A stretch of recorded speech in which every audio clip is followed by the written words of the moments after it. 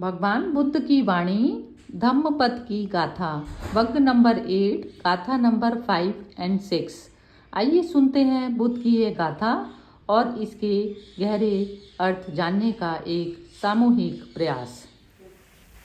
वक्त 8 गाथा पाठ 6। अपने को जीतना श्रेष्ठ है। अनर्थ पूछने वाले ब्राह्मण की कथा। स्थान जेतवन।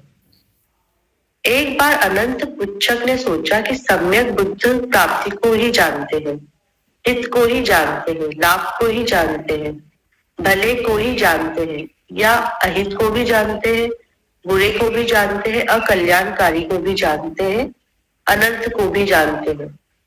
मैं सम्यक बुद्ध से अपनी शंका का निवारण करूंगा। अस्तु वह तथागत के पास गया, उनको स्तवन किया, वंदना की ओर बैठ गया। उसने अपनी शंका के बारे में जानना चाहा। तथागत ने बताया, वे लाभ और हानि दोनों को जानते हैं, मंगल अमंगल दोनों को जानते हैं, भले और बुरे दोनों को जानते हैं, अर्थ और अनर्थ दोनों को जानते हैं। सूर्योदय के बाद सोना हितकारी नहीं है, फालतू बैठा रहना हितकारी नहीं है, लंबे समय की धन दौलत हितकारी नहीं है, यात्रा पर जाना हितकारी नहीं है और दूसरी औरतों की अभिलाषा करना हितकारी नहीं है। अगर तुम इनके पीछे भागोगे, ऐसा करोगे, तो हे ब्राह्मण, ये तुम्हारे किसी काम की नहीं होगी। ब्राह्मण ने भगवान की तारीफ की, प्रशंसा की। भगवान ने उससे प्रश्न किया, हे ब्राह्मण, कृष्ण,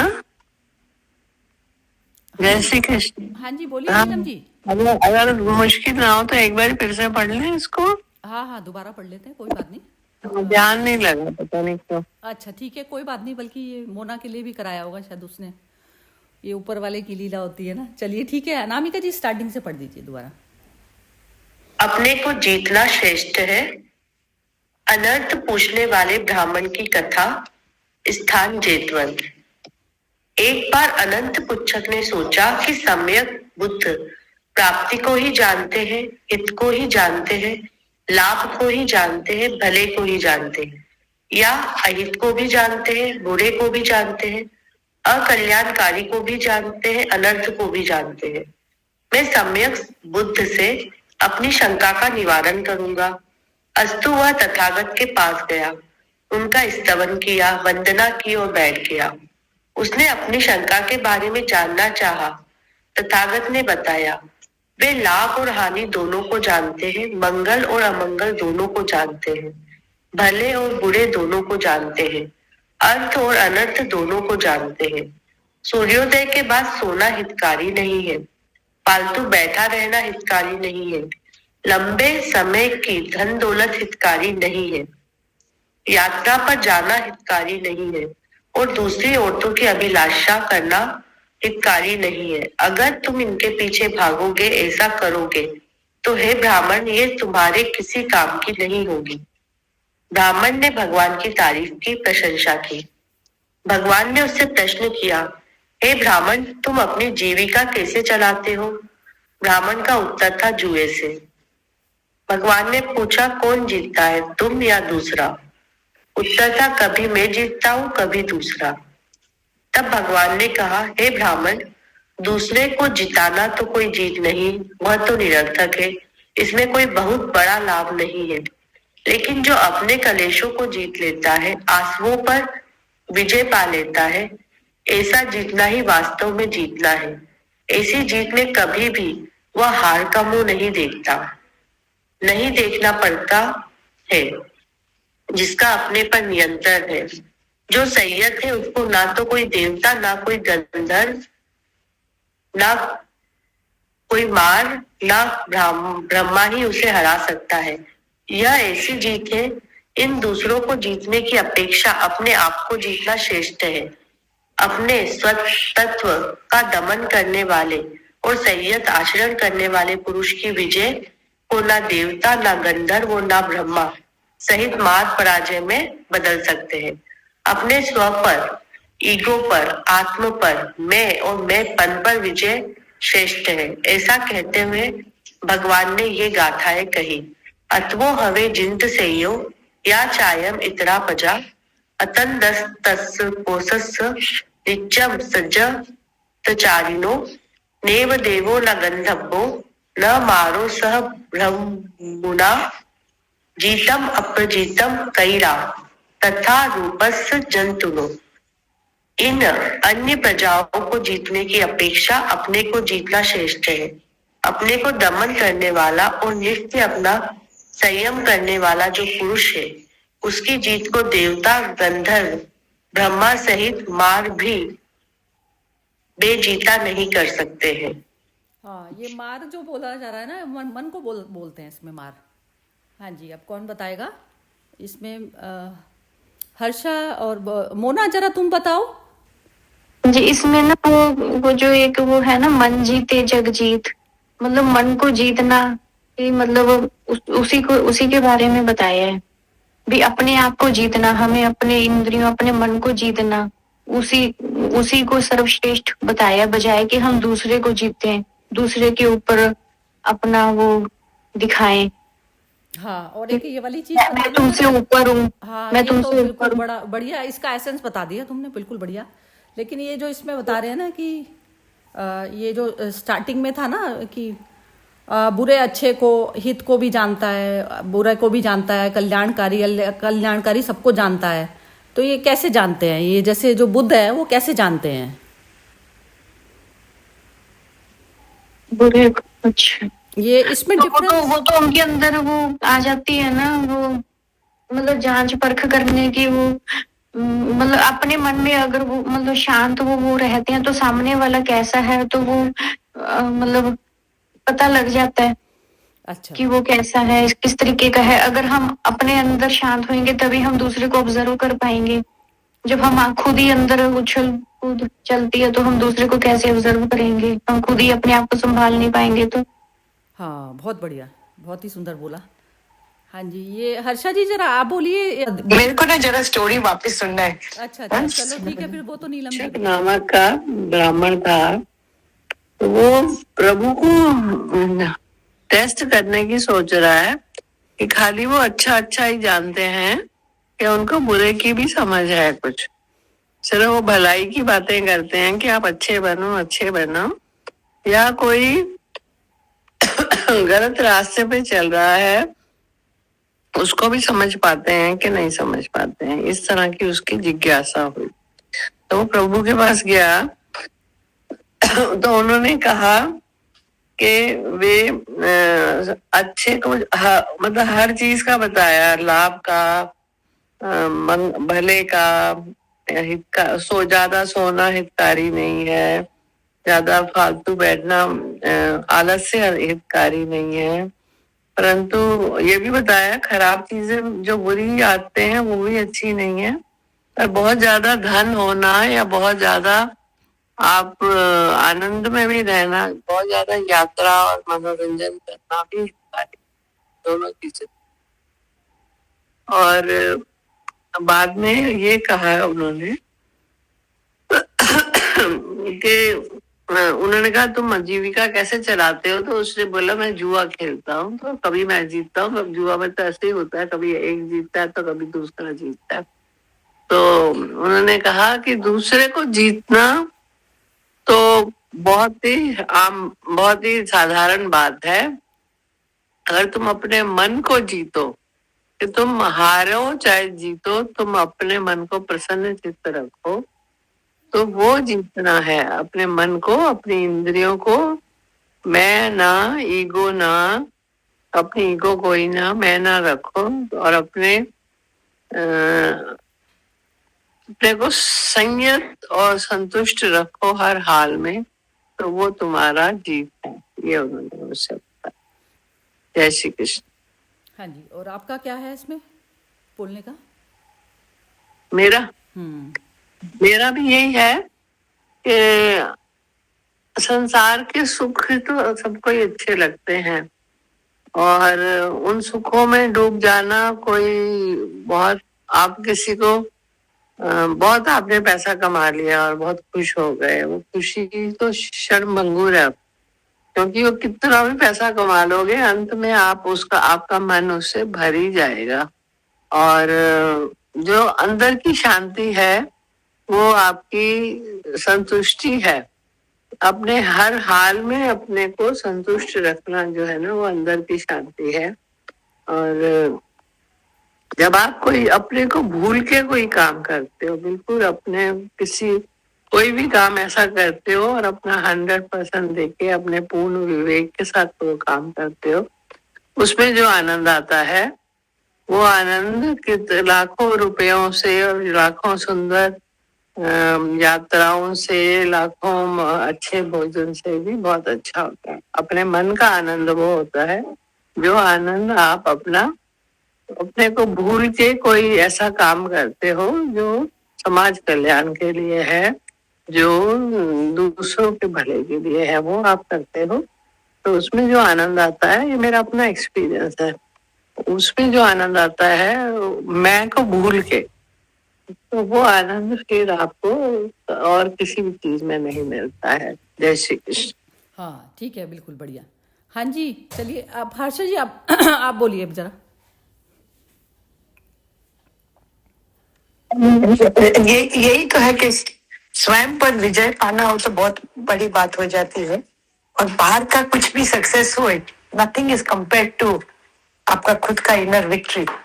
आपने जो अपने पर मास्टरी लिया तो वो तो बेस्ट ही हो जाता है लाइफ में।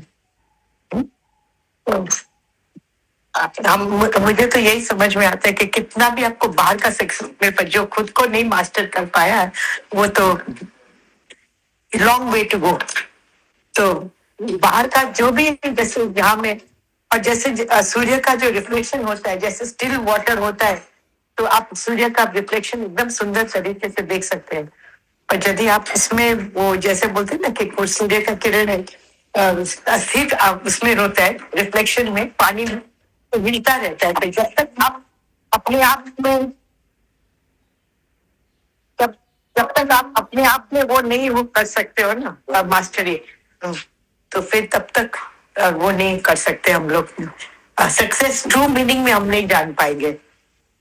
जैसे भी वॉरेन बीटी है, वॉरेन बीटी जो हैथवे का बड़ा इन्वेस्टमेंट है, वन ऑफ द रिचेस्ट, तो उसका जो है वॉरेन बुफे, तो उसका जो है ये कितना 50 साल से he staying in the same house, washing his own car, and he says the same thing to his children कि आप जब तक अपना स्वयं पर काबू नहीं होंगे तो आपको या वेल्थ काबू कर जाएगा, आपकी लग्जरीज आपको पूरा हैवान बना देंगे, आप एकदम पैरासाइट्स बन जाएंगे सोसाइटी को। तो you do your own work. तो इसमें जो उन्होंने खुद का एग्जाम्पल ऐसे सेट किया है कि he is now 92, his wife is also there, they are having a very happy life, but उसका वैल्यूज एकदम simple and down to earth because you got self mastery.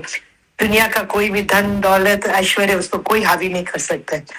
तो ये जो हमने सीखा उनसे, आप देखो अमेज़न देखो, माइक्रोसॉफ्ट देखो, सबके personal life is in a mess because in लोग का सेल्फ मास्टरी रहा ही नहीं है। सो ये जो है व्यक्ति, उनका लिए मुझे बहुत ही ट्रिमेंडस रिस्पेक्ट है because he commands the world economy, but not only that he is master of himself also. तो वही कमांड कर सकता है। बढ़िया। यस, हाँ बहुत ही बढ़िया। हाँ ठीक है, मतलब आपने जो एग्जाम्पल के तरीके से समझाया ना, तो ये अपने इनर के हिसाब से जो अभी नीलम जी ने भी जो बोला ना, मुझे ये भी बात अच्छी लगी इनकी, क्योंकि ये जो हम एंजॉय करते हैं ना, एक क्या होता है जैसे करने में हमें आनंद आना ही खत्म हो गया। हम ना भोग वृत्ति से जीने लग गए कि एक दूसरे को कंज्यूम करते हैं। तो जब कंज्यूम वाला जो चैप्टर होता है तो उसमें क्या होता है कि जैसे सामने वाला मुझे कुछ नहीं दे पा रहा इन रिटर्न, तो मेरा आनंद खो जाता है। लेकिन जिसने ये फीलिंग कर ली कि करने का, जैसे अपनी बॉडी की ही एक्सटेंशन मानकर आपने दूसरे का कर दिया, अपने आनंद से निकला आपका, कोई भी चीज आपके अपने आनंद से। तो हम जो रोज के भी जो काम करते हैं ना, अपने जिस चीज को कबीर ने बोला कि मैं उठूं बैठूं तो मेरी उसकी हरि की परिक्रमा ही है, मेरा अपना उठना बैठना। तो जिस मनुष्य ने इस आनंद को टेस्ट कर लिया, जैसे आपने जिसका उदाहरण दिया ना, एग्जाम्पल दिया, तो वो यही चीज है कि जैसे आप अपने भी काम करते हैं ना, तो वो परमात्मा की परिक्रमा की तरह से ही हो जाते हैं सारे कार्य, अपनी बॉडी के भी करते हैं। क्योंकि क्या है कि ये जैसे इसमें भी अपना करके भाव नहीं है ना। अब इस बॉडी का भी जो देखना है, सबसे परम कर्तव्य तो आपका इसी को भी है कि इसको ठीक ठाक रखना, सब कुछ करना। लेकिन खाली यही बॉडी का नहीं है, जो जितनी भी सारी संसार में जो जितने भी जीव हैं, सब में ही यही वाला भाव होना चाहिए, सब एक एक प्राणी में होना चाहिए। तो ये एकता का भाव पहले तो ना ऐसा करके किया जाता है कि पहले बॉडी को अभ्यास कराया जाता है इस चीज़ का कि, और फिर जो है उस काम में आपको आनंद आने लगे। तो आपने फिर दूसरे के लिए नहीं किया, आपके लिए दूसरा रहा नहीं, फिर उसमें अपने लिए ही हो जाता है, सारा काम अपने लिए हो जाता है। जब उस लेवल पर मनुष्य आ जाता है ना, तो वो जो आनंद आने लगता है, जैसे अब हमने रिप्लेसमेंट, जैसे एआई के लिए पूरा वर्ल्ड जो है उसमें आ रहा है, खतरे में आ रहा है, तो वो हमारे ही दिमाग की उपज है बनाई हुई। जैसे हमने एक वॉशिंग मशीन ले ली, कुछ ले ली, तो हमारी जो है कंफर्टेबल लाइफ हो जाती है उस चीज़ से। क्योंकि अब लेकिन जिसने आनंद अपने कपड़े धोने में भी आनंद करता है, वो खाना बनाने में भी आनंद करता है, तो उसको तो रिप्लेसमेंट चाहिए नहीं ना, क्योंकि आनंद ही उसका जो है जब स्वभाव में आ गया तो उसके लिए सारे काम जो है वैसे हो गए। तो ये अवस्था जो अब जब आ जाती है मनुष्य की, तो ये जो सामने अहित हित करने वाला, ये जो इसमें जो ऑपोजिट्स जो बताए गए हैं ना, तो ऑपोजिट भी बताए गए कि सामने जो है प्रकृति में कैसे उसमें करके आया है, जिस जीव को अपनी चेतना का जो आभास नहीं है, और वो क्या करते हैं, जैसे दूसरों का तो मतलब वो बुरा कर ही नहीं सकते, अपना ही करा जाता है हमेशा ही बुरा। जब मनुष्य को ये पता चल जाता है कि मैं अपना ही बुरा कर सकता हूँ, तो ये जो पहचान आती है ना, तो ये होता है जैसे सारे ही बुद्ध हो जाएं, तो व्यवहार में कुछ डिफरेंस रहेगा नहीं ना। अब जब बुद्ध नहीं हूँ, लेकिन मेरे पास बुद्ध वाली मेरे पास आंख आ गई, अब जो सामने जो मनुष्य अपना ही बुरा करने पे उतारू है, तो उस चीज़ को जो है फिर मैं उसको उस तरीके से टैकल करूँगी ना। तो ऐसा जो चीज़ है, तो जब एक बार मनुष्य को आनंद की अनुभूति होने लगती है ना अपने सारे काम में, तो फिर वो उसके लिए दूसरे वाली चैप्टर भी ओवर हो जाता है। आनंद ही उसका जो है काम हो गया, तो वो अपने आनंद के बिना तो करता ही नहीं है कोई भी चीज़। तो ना वो इस तरीके के काम उठाता, संसारिक भी जो काम होता है ना, वो ऐसे करके नहीं उठाता अपने हाथ में कि ये जो है ये काम मुझे सुख देगा कुछ। तो सुख वाली तो भावना नहीं, क्योंकि मेरा आनंद है। जैसे डॉक्टर करना मेरा आनंद है, या इंजीनियर बनना मेरा आनंद है, तो वो जो मनुष्य जब इसमें जाता है ना, तो यही अवस्था उसकी, जो आपने एग्जाम्पल दिया, ये अवस्था उसकी होगी अपनी। तो जिसने ये आनंद की अनुभूति कर ली और आनंद से निकले हुए कृत्य होते हैं, तो उनके लिए फिर कुछ भी मैटर नहीं करता, और वही होल्ड कर पाते हैं। जिसने स्वयं को होल्ड कर लिया ना, तो वो वही चीज़ जो है वो सारे संसार पे, पूरा साम्राज्य सारे संसार पे, मतलब वो तो उदाहरण के तौर पर बता दिया कि जैसे वो उसने सारे उसके अंडर में इतनी बड़ी बड़ी जो कंपनीज हैं सबको कर रहा है, लेकिन जिसने अपने स्वयं के ऊपर ही कर लिया, तो वो तो वैसे ही सर्वश्रेष्ठ हो गया ना, सुप्रीम कैटेगरी में आ गया ना। वो अपने ऊपर कंट्रोल, मतलब सुप्रीम कैटेगरी में आ गए आप। तो सुप्रीम वाली अवस्था तो आनी बहुत मुश्किल होती है, लेकिन यदि किसी की आ जाती है जिसने छोटा छोटा, तो उसको ना ये वाले नाम की भी चिंता नहीं रहती उसको कि मैं बड़ा बनूं छोटा बनूं, बड़ा छोटा ही खत्म हो जाता है उसकी लाइफ में। इस प्रकार से होता है। हाँ जी, ये अनामिका के दीपा आप बोलना चाहेंगी? हाँ जी, हाँ बोलिए। हाँ, जैसे ये स्टोरी मेरे को, जैसे उन्होंने नीलम जी ने थोड़ा ब्रीफ किया, तो वो मतलब जैसे वो टेस्ट लेना चाहते थे पहले, तो है ना, तो और क्योंकि उसका भी मन जो था वो काबू, अपना कंट्रोल नहीं था, है ना। अगर उसको कंट्रोल होता तो उसको, तो मेन क्या बात है कि अगर हम अपने मन को कंट्रोल कर देंगे, जो कि उसका नेचर ही ऐसा है कि कंट्रोल जल्दी से नहीं होगा, तो फिर हम और सब किसी भी और चीज का हमारे ऊपर फर्क नहीं पड़ेगा। तो उसका मेन मुझे लगता है जो वो था इसका ये है कि नहीं तो कोई भी चीज ऐसे घटना घटती है और हमारे मन पे उसका इफेक्ट आता है, तो जब इफेक्ट ही खत्म हो जाएगा तो फिर वो चीज आके चली जाएगी। तो ऐसा मुझे लगता है बस। तो आपने ना तो बाहर का कुछ लिया, हाँ ना, बाहर से आपने कुछ लिया नहीं ना, कुछ भी चीज नहीं ली, तो बैगेज क्रिएट ही नहीं होता। हाँ, बैगेज क्रिएट ही नहीं होता ना। वो बाहर की इतनी जबरदस्त वो आ जाती है पावर की, आप जो है बाहर की कोई भी क्रिटिसिज्म को जो है नहीं लेते हैं। वो कहते हैं ना, एक्सेप्ट करते ही आ जाता है ना, वो चोर आ जाते हैं, घुस जाते हैं, तो चोर होते हैं ये सब चीज़ें। इवन अपनी मन की वृत्तियाँ भी चोरी हैं। जैसे अब मुझे अभी इस समय मॉर्निंग में जैसे मेरे को कोई चीज़ करनी है और मेरा मन कहीं भाग गया, तो वो चोर आ गया मेरे मन में आ गया, तो पहले तो अपने खुद के घर के चोरों को जो है सेटल करना पड़ता है कि जिस समय जो चीज़ ज़रूरी है वो चीज़ करनी है, अदरवाइज नहीं करनी। तो मन फिर इस तरीके से संयम में, मतलब साधक को इस तरीके से चाहिए कि पहले तो अपनी ही मन की वृत्तियों को कंट्रोल किया, फिर बाहर से जो कोई भी वृत्तियां अटैक कर रही हैं तो उनको कंट्रोल करा जाता है। तो दोनों तरीके से कंट्रोल करके फिर आप जो है अपने उसमें समय स्थिति में आप स्वयं बैठ जाते हैं। तो उसमें जिस समय में जो जरूरी जो चीज़ होती है, और वो प्रायोरिटाइज भी आप ही करते हैं, वो कि क्या चीज़ होनी जरूरी है इस समय। तो वो जब चीज़ करते हैं तो आप हमेशा अल्टीमेट पीस में ना स्थापित रहते हैं। जिस समय जो चीज़ जरूरी है ना, जैसे युद्ध के समय में वो भागना चाह रहा है, भागते हुए में वो जो है मतलब तुम जहाँ पर भागना जरूरी है वहाँ पर तुम जो है रुकना चाह रहे हो। तो ये सारा ईगो का लेना देना होता है। कहीं से क्या होता है, कोई सिचुएशन में कहीं बोझिल हो रही है कुछ, तो वहाँ से उठ लो, थोड़ी सी देर उठ के चले जाओ, वहाँ से कुछ मैटर नहीं करती चीज़। तो उसमें क्या होता है, हम क्रिटिसिज्म को सुनना भी चाहते हैं, उसको बियर भी करना चाहते हैं, तो ऐसा नहीं होता। आपके हाथ में चॉइस हमेशा होती है, और चॉइस का जो है पूरी तरह से मनुष्य योनि में हो तो चॉइस को पूरी तरह से यूज़ करना बनता है, क्योंकि स्वतंत्र हो, हर चीज़ में स्वतंत्र हो। तो वो जो वृत्तियाँ हमारी जो रोकती है ना, डर की, रिलेशनशिप टूट जाएगी, कुछ हो जाएगी, तो वो सब जो चीज़ें होती हैं, तो ये सब चीज़ें हमें मतलब बाधा बनती हैं। अब इस चीज़ को जो है अनुभूति में यदि हमारे ये सब चीज़ें आती है ना, तो हमारा जो डिसीजन होगा ना हर मोमेंट में, वो हमारा सही होगा डिसीजन। तो ऐसा जो होता है, और जो सही डिसाइड करते करते जो चलता चला जाता है ना उस लाइन में, तो वो वही सत्य पर चलना कहा जाता है। उस चीज़ को अपनी वृत्तियों को कंट्रोल करके पहले मैनेजमेंट करा जाता है, और फिर मैनेज करके फिर बाहर की वृत्तियों के अटैक से बचा जाता है। हाँ जी, जरा मोना बोलना चाह रही हो तुम, बोलो। हाँ जी, ये मतलब कौन सा डिसीजन कब लेना है ये नहीं समझ में आता। ये तो मालूम है भी डिसीजन ये होना चाहिए, इसमें कंफ्यूजन है, इसलिए लाइफ में परेशान होते हैं। किस टाइम कौन सा डिसीजन लेना चाहिए ये डिसाइड नहीं कर पाते। जैसे कि अभी हम सेटल नहीं हुए, जैसे तुम अभी ये सुनती हो गीता सुनती हो, इससे तुम्हारा मन जो है पूरा दिन में शांत रहता है। और कोई भी जो अपने परेशानियां आती है, तो ये वाली चीज कहते हैं, जैसे परमात्मा का जो इस तरीके की जो हमारी जो वाणी होती है ना, परमात्मा की जो वाणी होती है और जो हमें सुलझाती है जीवन में, तो उसको तो चोरी से भी करना चाहिए। टाइम में से टाइम चुराया जाएगा ना। अब जैसे इस समय आपको कोई दूसरा काम करना है, और दूसरा काम करना है तो आप उसको प्रायोरिटी, आप वो काम भी किसी डर की वजह से कर रहे हैं। यदि दूसरे को भी प्रेम होगा ना, तो वो आपके साथ में एडजस्ट करेगा। वो प्रेम नहीं होता जो हमेशा डिमांड करता है बस खाली। तो जो ये प्रेम के रिश्ते होते हैं ना, तो ये प्रेम वाला रिश्ते में तो हम सब कुछ सेक्रीफाइस करेंगे कि जो हमारे उसके लिए सोचता है। लेकिन अपना सेल्फ का जब तक आप भला नहीं चाहेंगे ना, तो तब तक दूसरा भी कोई भला नहीं कर सकता। तो ये इसको सामदंड भेद करके करना चाहिए।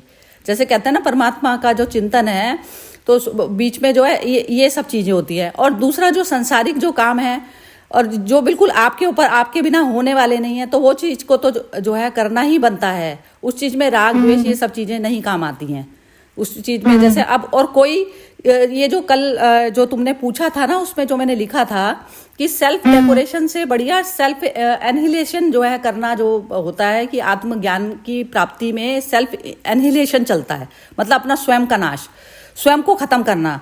तो स्वयं को खत्म करना यही कहा जाता है कि जैसे कोई दूसरा बंदा हमारे ऊपर डिपेंड नहीं है और वो फिर भी हमें करना चाह रहा है, तो हम अपने उसमें कि नहीं अच्छा लगेगा इसको, बढ़िया फीलिंग होगी इसको, तो ऐसा नहीं है। तो वो सेल्फ डेकोरेशन होता है ये चीज़। ईगो हमेशा ना सोचती है कि मेरा नाम बनता रहेगा तो अच्छा मैं करता रहूँ। तो अच्छा करने से तुम दूसरे का भी तो खराब कर रहे हो ना। दूसरे को खराब पता है कैसे कर रहे हो, कि कोई अपने आप के लायक है और आप उसकी जबरदस्ती करने चले जाते हो सेवा, तो वो भी गलत होता है ना। वो भी गलत हो जाता है, क्योंकि वो दूसरा ना कब आपके ऊपर साम्राज्य स्थापित कर लेगा वो पता नहीं चलेगा, और तब आप घुटन में आ जाएंगे, क्योंकि वो एक्सपेक्टेशन बन जाती है ना दूसरे इंसान की। ऐसा घर में चलता है।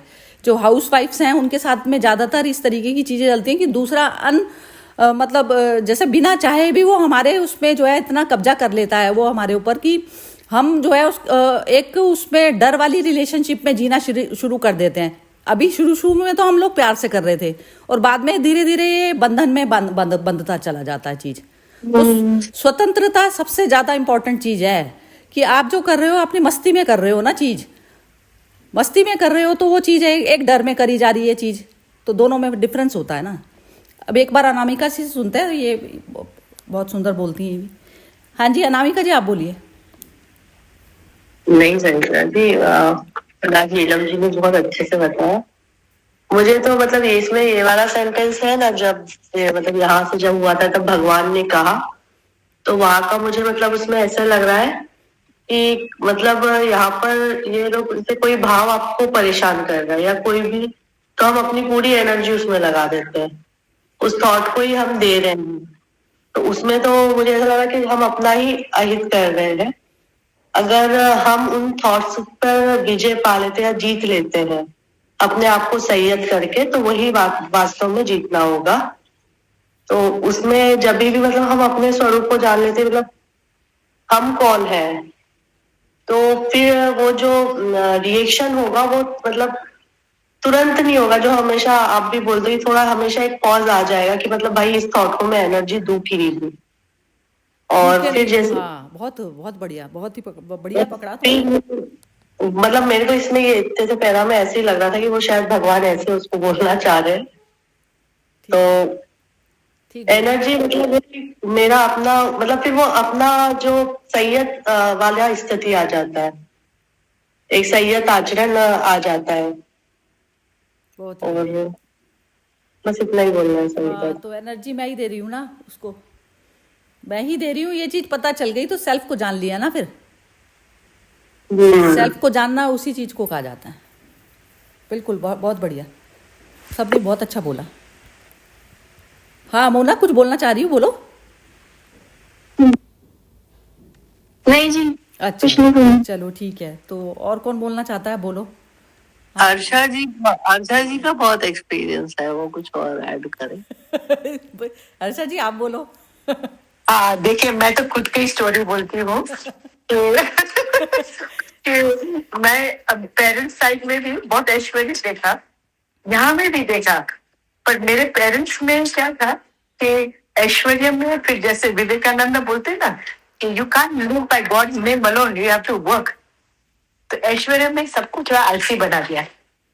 और क्या हो जाता है कि जब मास्टरी नहीं होती है ना और आलसीपन भी होता है, तो बहुत डेंजरस कॉम्बिनेशन है, तो आदमी भटक जाता है।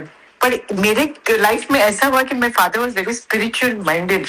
तो क्या हुआ था कि संस्कार बच्चे लोग में और खुद में भी अच्छा, उन्होंने उनका बर्ताव से हम लोग को जैसे एक प्रेरणा मिलती थी कि सच की जिंदगी क्या है और कैसे प्रेरणा से जीना है।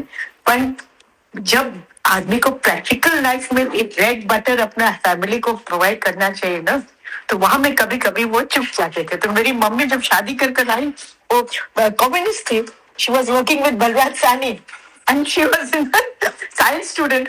मैं जब यहाँ शादी करके दिक्कत है, दरेज कोई ना कोई संत लोग कोई संत लोग आते हैं और कुछ भिक्षा मांगते हैं। कलकत्ता में तो मालूम है ना, blind worship is so much, संगीत गाएंगे, ये गाएंगे और फिर भिक्षा लेकर जाएंगे। और उनको सब कोई पाँव छूते थे, तो मेरे मम्मी को भी बोलते थे पाँव छू।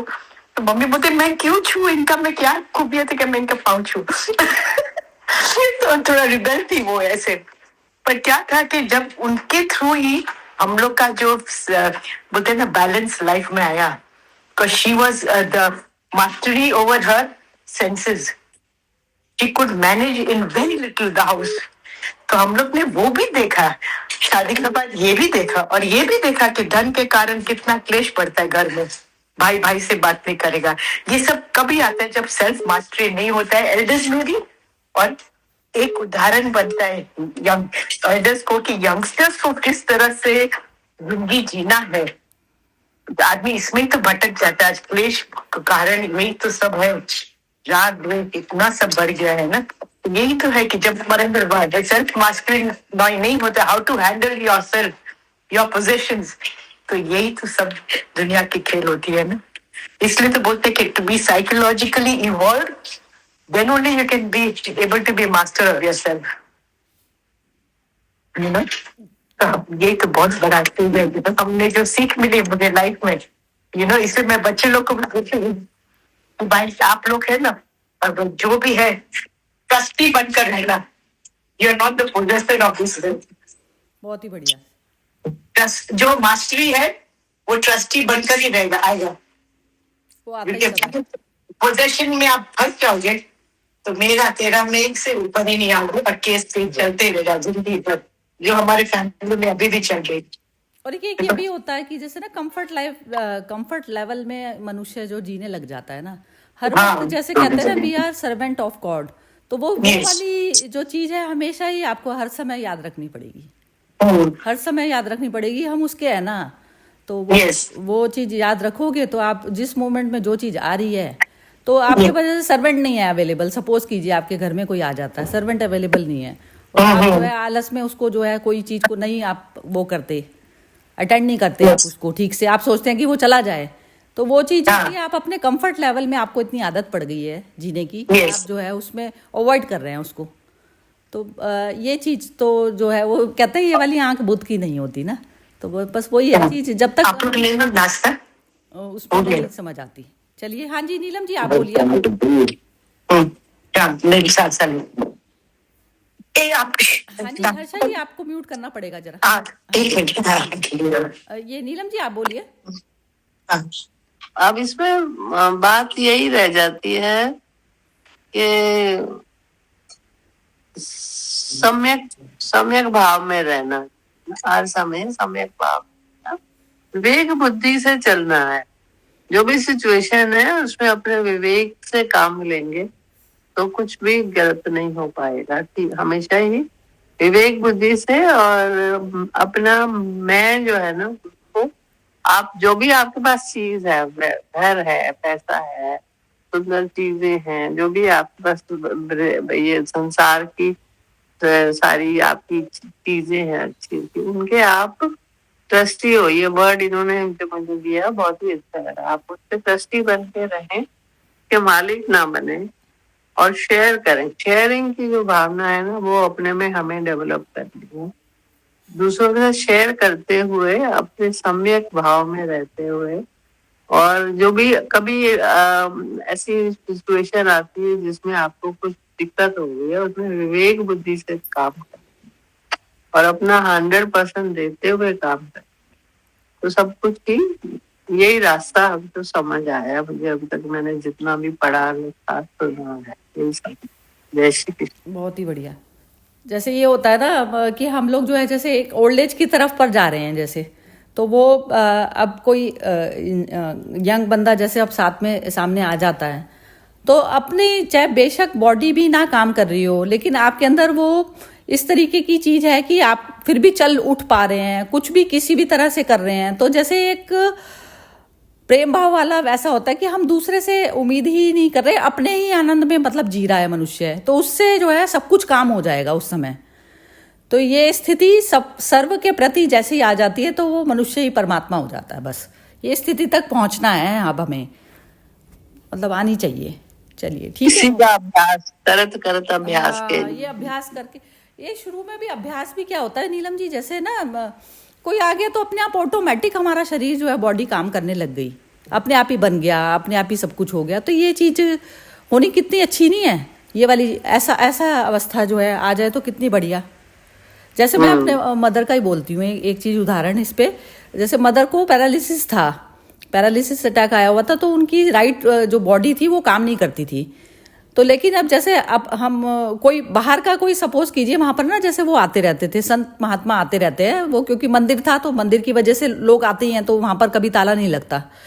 तो अब वहां पर जब आ गए तो वो उन्होंने जैसे अपने लिए कोई चीज बनाई हुई है, तो वो फौरन जो है वो चीज तो दिमाग में ही नहीं रहती थी कि मेरे लिए क्या बचेगा। वो फौरन जो है जो उनके पास में होता था वो उस समय उसको दे दिया करती थी। तो ऐसा है जो चीज थी। और हम लोग भी जैसे जा रहे हैं, हमारे तो अच्छे खासे हाथ पैर हैं और हमारे अंदर मदर का भाव भी रहता था कि मदर है हमारी तो हमें करना है, लेकिन वो उठ के अपने वैसे एक हाथ से भी चाय बना के ले आती थी। मतलब ये नहीं कि हमारे लिए ले आई, किसी और के लिए भी ले आती थी। अब जो भी कोई आ गया वो एक बार को हमें इग्नोर कर देती थी, लेकिन यदि कोई संत महात्मा कोई आ रहा है या कोई और आ गया तो उसको पहले अटेंड किया जाता था घर में। तो ऐसी ना मैंने ऐसा देखा, लेकिन हम तो नहीं है खैर ऐसे, लेकिन मुझे ऐसा लगता है कि इसके बिना तो बात नहीं बनेगी। जैसे जब तक यहाँ ऐसे उसमें लेवल पे नहीं आएंगे तो तब तक तो वो सर्व वाली एक ही दृष्टि जो हो जाती है ना, एक वननेस वाली जो फीलिंग होती है, तो वो आनी बहुत ज़्यादा ज़रूरी है। तो वो अपने आनंद से आती है, जब आनंद की अनुभूति होने लगती है ना आपको, तो वो चीज़ तब आती है। हाँ जी, और किसी को कुछ कहना है? अनामिका जी, हर्षा जी, मोना। आपने जो किया ना कि मेरी सासू भी, मेरी शादी जब हुई थी तो she was fully paralysed left side, है ना। तो जब मुझे किचन का कुछ भी काम नहीं आता था, रोटी बेलने भी नहीं आता था, कौन सा दाल है वो भी नहीं मालूम था, क्योंकि हॉस्टल से सीधा एक हॉस्टल से दूसरा हॉस्टल ऐसे में गई थी मैं। तो मेरी सासू मुझे सब चीज सिखाया, और रोटी जैसा आप बोल रहे थे ना, वो स्टूल में बैठकर सेकती थी एक हाथ से। तो मुझे तो बहुत, और इतना मुझे प्यार दिया है, और बोलते तू चिंता नहीं कर, सब मैं तेरे को सिखा दूंगी, तू खाली बस हिम्मत रख सीखने की। तो ये जो चीज जो है ना, जो सेल्फ मास्टरी को जो बोलते हैं कि इतना वेदना में भी, है ना, इतनी वेदना में भी उन्होंने कभी अपने संतुलन नहीं खोया। अपना वो बहुत ही बढ़िया। एंड शी वाज जस्ट 36 जब उनका पूरा लकवा का अटैक आया था। जस्ट 36। जैसे ना हम तो डिपेंड रहते हैं ना कि दूसरा हमारा कोई कुछ कर दे, जैसे कुछ परेशानी, बुखार भी हल्का सा हो जाएगा तो उसमें भी ऐसा लगेगा।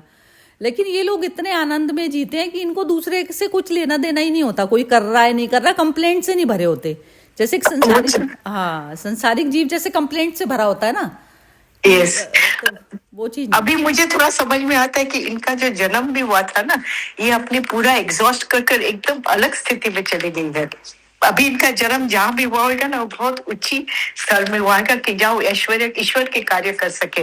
तो पूरा परम भक्त थे वो, और उनके कारण ही तो मदर के पास जब गए ना, पौंडीचेरी मदर के पास, तो मदर को उन्होंने कहा कि मुझे यहाँ ही रहना। तो मदर बोले तेरे बच्चे परिवार, तो बोलते अभी मेरे सबका सेटल हो गया, मेरे को पौंडीचेरी में रहना। तो मदर उनका हिसाब से हम लोग को आश्रम का एकदम नजदीक में जमीन दिया, और नाम था नर्मदा हाउस उनका पीछे।